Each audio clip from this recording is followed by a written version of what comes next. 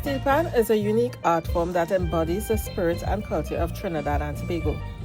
I had the pleasure of visiting MITTCO, the musical instruments of Trinidad and Tobago, where I learned about the remarkable process of creating these iconic instruments.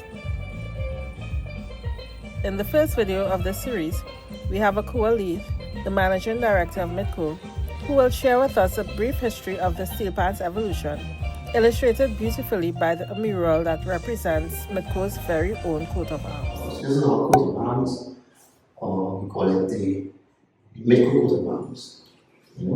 So the story is out of slavery into music. Late 1800s, they banned African drums, they stripped from the religion and all these different types of expressions.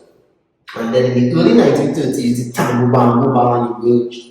And you really hear the story of how Pan was evolved through this. So they would trip down the road singing calypsos, rhythm and energy, more or less carrying the carnival. And as the bamboo bursts, what means bamboo? The raffle dustbin covers and old tin cans and maintain that rhythm and vibe. And in doing that, the indentations on those tins and those pans, they realized they were hearing different songs. So that was the birth of the ping pong pan and Mary and a Little Lamb, which first song to be played, and ping pong competition started. But World War II, America had a base, McRae submarines, they have the 55-gallon drums of oil, which they fuel the ships, and when the fuel is empty, they discard those drums. And I will say these guys will, the tuna builder will bore it. They said they stole them, but that is where the science of the pan started to emerge. And these guys from the backyards, the poor places of Trinidad, was really trying to get more songs, more notes into the instrument. The 55-gallon drum provided a bigger circumference from the ping pong pan, and they started experimenting. So I call them scientists, I call them the fathers, who were teenagers and they were quite young, really started to dive into the instrument.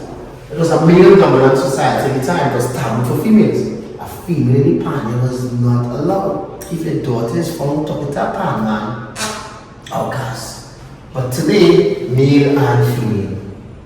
President of Panjamago, Beverly Ramsey Moore, captains of bands, they talk about Desiree Myers and Candice and all these powerful women who really add a certain level of support to the industry, and that's a good thing.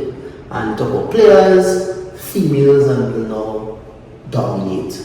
We also added our Trinidadians, Sugarcane, Cocoa, Chiconia, the Hummingbird, the Sky Ibis. But we are saying Steelpan is in the center of all this, being the only family of musical instruments invented in the 20th century. And that's a big deal for us. So this lives on our packaging, it lives on our website. So when you put this upon, you get a piece of our heritage.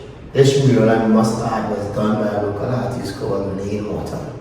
So we told her the story and she came up with a significant masterpiece.